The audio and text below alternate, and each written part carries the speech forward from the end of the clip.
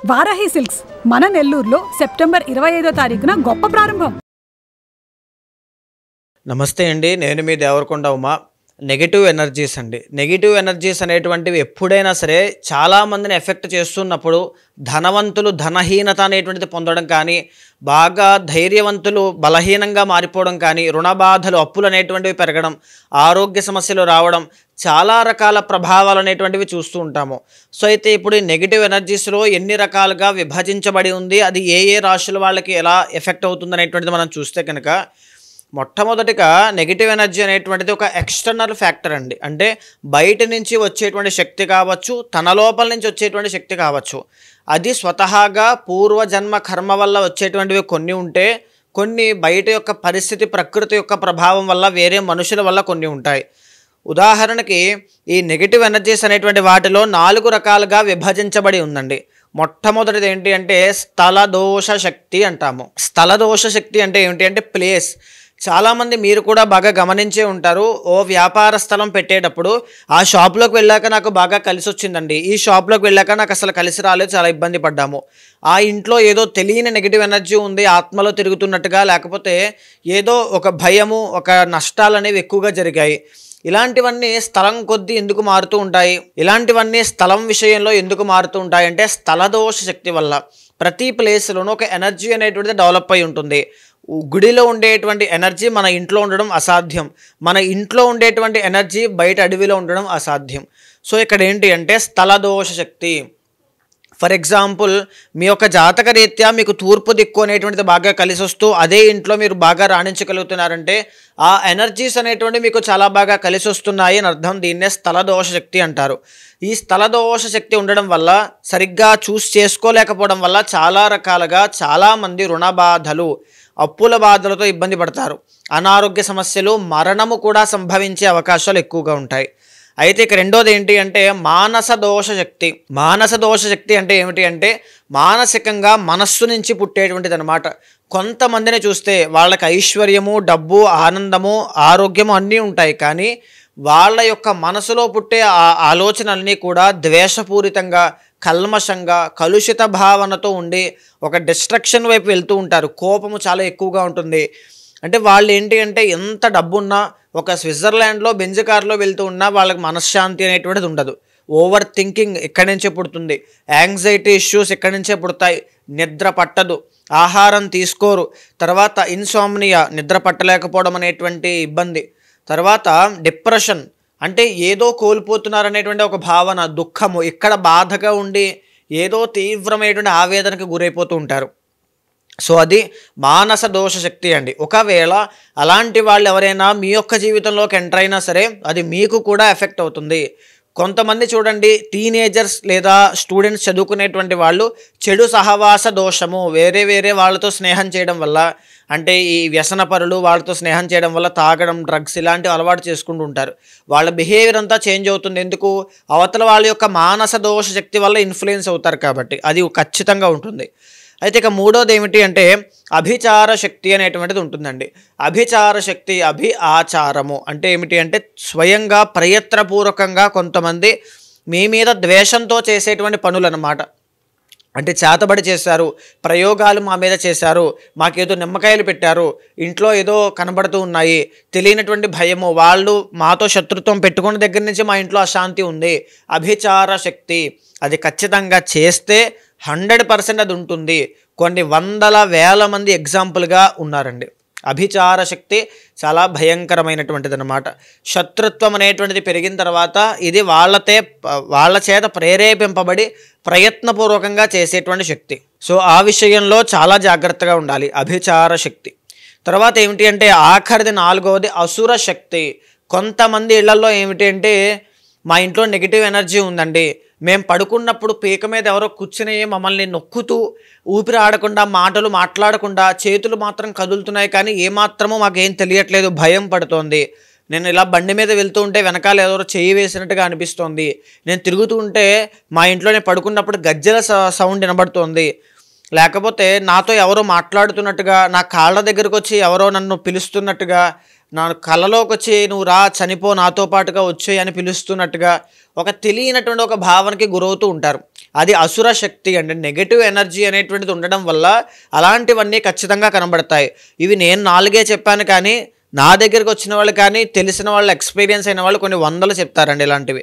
So భయపడడానికి కాదు, జాగ్రత్త కోసం చెప్తున్నాను. ఇది అసుర శక్తి. ఈ 4 కూడా ప్రతి రాశి వాళ్ళకి ఎవరెవరికి ఎలా ఉంటుంది అనేటువంటిది మనం ఖచ్చితంగా చెప్పచ్చు. ఫర్ ఎగ్జాంపుల్ మూలా నక్షత్ర జాతకులకి ఈ యొక్క ఆత్మలు కానీ పారానార్మల్ యాక్టివిటీస్ని గుర్తించేటువంటి శక్తి ఉంటుంది. జ్యేష్ఠ నక్షత్రం వాళ్ళకి ఉంటుంది, ఆరుద్ర నక్షత్రం వాళ్ళకి ఉంటుంది. అలా ఎలా చెప్పబడుతుంది అంటే ఆస్ట్రాలజీలో ఆల్రెడీ అవి చెప్పబడ్డాయండి. ఈ విధంగా మనం చూస్తే సో మరి మకర రాశి వాళ్ళకి నెగిటివ్ ఎనర్జీస్ విషయంలో ఎలాంటి విషయాల్లో జాగ్రత్తగా ఉండాలి అనేటువంటిది మనం చూస్తే కనుక the original first and second lord మీకు శని అవుతారండి. అంటే ఎవరి సహాయ సహకారాలు అవసరం లేదు. మనం చాలా సందర్భాల్లో ఈ విషయాన్ని చెప్పుకున్నాం. చాలా మొండిగా మీరు ఏదైనా అదే అవ్వాలి అనేటువంటి విషయం మీద ముందుకు వెళ్ళినప్పుడు అది కాకపోవడం వల్ల వచ్చే అసంతృప్తి అవి కూడా చాలా ఎఫెక్ట్ చేస్తూ ఉంటాయి. ఎందుకంటే అధిపతి శని అండి. నాకు ఎవరి సహాయం వద్దు, నేను అనుకున్నదే చెయ్యాలి అనుకున్నప్పుడు కాస్త కష్టాలు అనేటువంటివి ఎక్కువగా ఉంటాయి. సో ఆ విషయంలో ఇబ్బంది పడే అవకాశం ఉంటుంది. చాలా జాగ్రత్తగా ఉండాలి. ఇంకొకటి, మానస దోష శక్తి వల్ల మీకు మీ కుటుంబంలో మీ చుట్టుపక్కల ఉండేటువంటి శ్రేయోభిలాషులుగా మీరు పిలువబడేటువంటి వాళ్ళల్లో, మీ స్నేహితుల్లో, మొత్తం ఎవ్రీథింగ్ మీ చుట్టుపక్కల ఉండేటువంటి వాళ్ళలోనే మీకు శత్రువులు చాలామంది ఉంటారు. సో వాళ్ళు మిమ్మల్ని మానసికంగా, శారీరకంగా, ఆర్థికంగా చాలా ఇబ్బంది పెట్టాలని చూస్తుంటారు. ఆ విషయం మీకు తెలిసేటప్పటికీ ఉన్నదంతా కోల్పోయేటువంటి అవకాశాలు ఉంటాయి. చాలా జాగ్రత్తగా ఉండండి. ఈ మానస దోష శక్తి కావచ్చు, లేకపోతే వీళ్ళకు ఉన్నటువంటి దోషం వల్ల తండ్రికి అనారోగ్య సమస్యలు రావడం, ఇంట్లో పెద్దవాళ్ళకి అనారోగ్య సమస్యలు, చిన్న వయసులోనే వాళ్ళ యొక్క మరణం లాంటివి చూడడం, ఇలాంటివి ఎక్కువగా చూస్తారండి. చాలా కేర్ఫుల్గా ఉండాలి. ఒకవేళ మకర రాశి వాళ్ళు విదేశాలు వెళ్ళాలి, నేను స్థిరపడాలి, ఎదగాలి జీవితంలో అనుకుంటే విదేశాలు వెళ్ళేటువంటి యోగం చాలా బాగా యోగిస్తుంది. కానీ అక్కడికి వెళ్ళిన తర్వాత మాత్రం జాబ్స్ లేక, ఎడ్యుకేషన్లో బ్రేక్స్ అనేటువంటివి, H1B వీసాల దగ్గర ప్రాబ్లమ్స్ అనేటువంటివి రావడం కానీ, ఇలా నానా రకాల ఒడిదుడుకులు ఎక్కువగా చూసే అవకాశం ఉంటుందండి. మీ పర్సనల్ చార్ట్లో విదేశీ యోగం కోసం మాట్లాడాలి అంటే పర్సనల్ చార్ట్లో 7, 9, 12 ఈ హౌసెస్ అనేటువంటివి ఎంతవరకు బలంగా ఉన్నాయి, ఒకవేళ కలిసి వచ్చేటువంటి యోగం ఉందా, అక్కడక్కడ వెళ్ళి కష్టపడేటువంటి యోగం ఉందా, ఐదరది మీ పిల్లలైనా మీరైనా చూసుకునే వెళ్ళండి. ఎందుకంటే ఇప్పుడు ఉన్నటువంటి విదేశాల్లో ప్రతి ఒక్కరూ కూడా జాబ్స్కి సంబంధించి చాలా ఇబ్బంది పడుతున్నారు. కాబట్టి వేరే కేర్ఫుల్గా ఉండాలి. 4th and 11th లార్డ్ మీకు కుజుడు అవ్వడము. సో ఇక్కడ ఏంటి అంటే ఈ స్థలదోష శక్తి అనేటువంటిది మీకు ఎఫెక్ట్ అవ్వదండి. ఎందుకనంటే మీకు కుజుడు చాలా బలవంతుడు.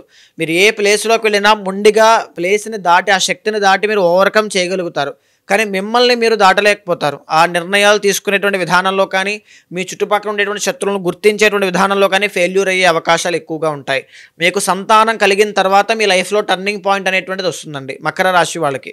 సో మీరు ఎక్కువగా ఏ వృత్తుల్లో బాగా రాణించాలి అంటే మేజర్లీ ఒకటేంటి అంటే విమెన్ క్లాతింగ్ కానీ, వైన్ షాప్స్ కానీ, పెట్రోల్, కోల్ వీటికి సంబంధించినటువంటి వ్యాపారములు కానీ, తర్వాత ఇంటీరియర్ డిజైనింగ్స్ కానీ, కాస్మెటిక్ డిజైనర్స్గా కానీ, గ్రాఫిక్ డిజైనర్స్గా కానీ, కాస్ట్యూమ్ డిజైనర్స్గా కానీ, ఎనీథింగ్ క్రియేటివ్గా ఉండేటువంటి వృత్తుల్లో ఎక్కడికి వెళ్ళినా మీకు చాలా బాగా అద్భుతంగా రాణిస్తారు.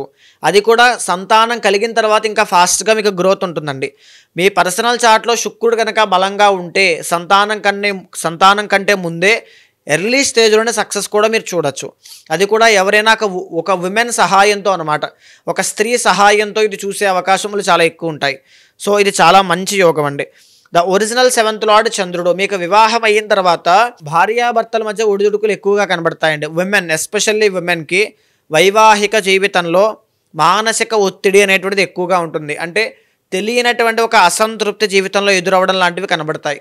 అది ఎందుకు అంటే చంద్రదోషం వల్ల. నిత్యము స్ఫటిక శివలింగానికి ఆరాధన చేయడం కానీ, లేకపోతే బియ్యము దానంగా ఇవ్వడం కానీ, అన్నదానం చేయడం కానీ ఎక్కువగా చేయండి, చాలా బాగుంటుంది. మకర రాశి వాళ్ళకి మానస దోష శక్తి వల్ల ఎక్కువగా ఆలోచించడం, ప్రశాంతత లేకపోవడం, అలజడి కలిగినటువంటి జీవితంలో ఆ మానసిక ఒత్తిళ్ళ మధ్యలో స్ట్రెస్ కానీ ఇలాంటివి ఎక్కువ అవడం వల్ల హార్ట్ రిలేటెడ్ ప్రాబ్లమ్స్ ఉంటాయి.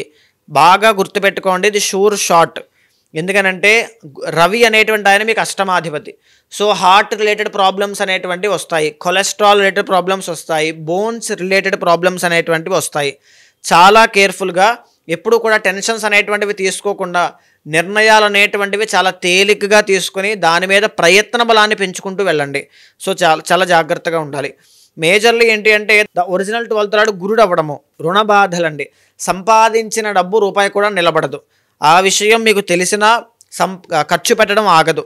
వృధా ఖర్చులు ఎక్కువగా అయిపోతూ ఉంటాయి. లోన్స్కి, ఈఎంఐస్కి వాటికే విపరీతంగా ఖర్చు పెట్టాల్సిన పరిస్థితులన్నీ ఎక్కువ వస్తుంటాయి. ఆ దోషం నుంచి బయటికి రావాలి అంటే గురుబలం ఉండాలండి. గురుబలం ఉండాలి. ఒకవేళ మీరు హై స్టాండర్డ్స్లో బాగా డబ్బు సంపాదిస్తూ హై స్టాండర్డ్స్లో కోట్ల రూపాయల్లో ఉన్నారంటే శ్రీరుద్ర యాగం అనేటువంటిది ఎక్కువగా చేయండి. అది మీ యొక్క ఆర్థిక వ్యవస్థని చాలా బాగా నిలబెడుతుంది. నార్మల్గా మాకుండేటువంటి డబ్బులు నిలబడాలి అనుకున్నప్పుడు శ్రీరుద్ర హోమము అనేటువంటి చేయండి. అంటే మనకున్నటువంటి సమస్య లేదా కోరిక ఆధారంగానే ఆ ఎనర్జీ మనం చేసిన పరిహారం అనేటువంటిది పనిచేస్తుంది. కాబట్టి శ్రీరుద్ర యాగము కానీ శ్రీరుద్ర హోమము కానీ చేయండి. విశేషమైనటువంటి శక్తి ఉంటుంది. సో ఇప్పుడు ఈ పరిస్థితులన్నీ కూడా మీకు ఎలా ఉన్నాయి మకర రాశి వాళ్ళకి మనం చూస్తే కనుక, సో ప్రధానంగా ఒక 40 రోజులు మీరు ఓపిక పట్టగలిగితే ఇంచుమించుగా నవంబర్ 1st వీక్ దగ్గర నుంచి మీకు గురుబలం పెరుగుతోంది. 7th హౌస్లోకి గురుడు రావడం వల్ల, ఎగ్జాల్టేషన్లోకి రావడం వల్ల. సో విదేశీ యోగం కోసం ట్రై చేస్తున్న వాళ్ళు ఎవరున్నా, ఎందుకంటే 3rd and 12th లార్డ్ 7thలో విదేశాలు వెళ్ళి మాకు స్థిరత్వం లేదు, మాకు ఇంకా ఉద్యోగం లేదు, వ్యాపారంలో అభివృద్ధి లేదు, వీసా ప్రాబ్లమ్స్ ఉన్నాయి, అసలు అక్కడ ఉంటామో లేదో తెలియట్లేదు అనుకున్న వాళ్ళకి 100% ఇది రాసి పెట్టుకోండి. నవంబర్ 1st వీక్ దగ్గర నుంచి మీరు గుడ్ న్యూస్ వింటారు. ఇది బాగా గుర్తుపెట్టుకోండి. ఖచ్చితంగా చాలా బాగుంటుంది. పర్సనల్ చార్ట్లో దీనికి సమానంగా బలం ఉండేలా చెక్ చేసుకోండి చాలా జాగ్రత్తగా.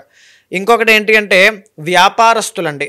ఎవరైనా వ్యాపారం చేస్తుంటే వ్యాపారంలో జన ఆదరణ, జన వశీకరణ చాలా బాగుంటాయి. మంచి మంచి వ్యాపారం చేసేటువంటి అవకాశాలు ఎక్కువగా ఉంటాయి. అండ్ ఈవెన్ స్పిరిచువల్ గ్రోత్ అనమాట. మంత్రానుష్ఠానం చేసేవాళ్ళు స్పిరిచువల్ గ్రోత్ పరంగా కూడా చాలా బాగుంటుంది. సంపాదించిన డబ్బు నిలబడుతుంది, ధన ఆదాయం పెరుగుతుంది, బంగారము, ఆస్తులు, లేకపోతే ఈ యొక్క నూతన వస్త్ర యోగాలన్నీ కూడా చాలా బాగుంటున్నాయండి. So 40 days November 1st week లోపు ప్రధానమైన నిర్ణయాలు ఏది తీసుకోవద్దు. ఆర్థిక వ్యవహారాల్లో మరింత జాగ్రత్తగా ఉండండి. ఈ 40 daysలో ఏదైనా జాగ్రత్త తీసుకోవాలా అంటే పితృదోషాలు ఉంటే తొలగించుకోండి. శ్రీరుద్ర హోమం మాత్రం తప్పకుండా చేయండి. సో చూసారు కదండి, ఈ తులారాశికి సంబంధించి ఇదంతా కూడా నెగిటివ్ ఎనర్జీస్కి సంబంధించి. ఇదే కాకుండా పర్సనల్ చార్ట్ అనేటువంటిది కర్మ అనుసారేణ, అంటే మీ కర్మని అనుసరించి పర్సనల్ చార్ట్ అనేటువంటిది వస్తుంది. ఈ సమయంలో మీరు ఏదైనా ఇబ్బంది పడుతూ ఉన్నారన్నా, ఏదైనా కొత్త కార్యం చేపట్టాలి అన్నా అక్కడ ఉండేటువంటి ఎనర్జీస్ ఎలా ఉన్నాయి, ఆ టైంలో ఎలాంటి విషయాల్లో జాగ్రత్త తీసుకోవాలి. చాలామంది రాహు బాలేనప్పుడు ఇన్వెస్ట్మెంట్స్ అనేటువంటివి చేస్తారు, వచ్చేస్తాయి డబ్బులు అనేటువంటి విషయంలో. ఆ టైంలో ఇన్ఫ్లుయెన్స్ ఆ విధంగా పనిచేస్తుంది కాబట్టి అలా చేస్తారండి. సో ప్రాపర్ గైడెన్స్ తీసుకుని వెళ్ళాలనుకున్న వాళ్ళు, ఎవరైనా అపాయింట్మెంట్ కావాలనుకున్న వాళ్ళు కింద కనిపించే నెంబర్కి కాల్ చేస్తే మా వాళ్ళు మీకు పూర్తి వివరాలు అందిస్తారు. తప్పకుండా మీ జాతకాన్ని చూసిన తర్వాత గోచారంతో సమన్వయం చేస్తూ పర్సనల్ చార్ట్ చూసిన తర్వాత మీ జీవితంలో ఎప్పుడైనా సరే ఏ నిర్ణయం తీసుకోవాలన్నా ఒక ఫ్యామిలీ మెంబర్ లాగా, ఒక ఆస్ట్రాలజర్ లాగా ఖచ్చితంగా నేను మీకు గైడెన్స్ ఇస్తాను. ఏదైనా దోషం ఉంటే శాంతి పరిహారములు ఆచరించి భగవత్ అనుగ్రహం కలిగేలా చేస్తాను.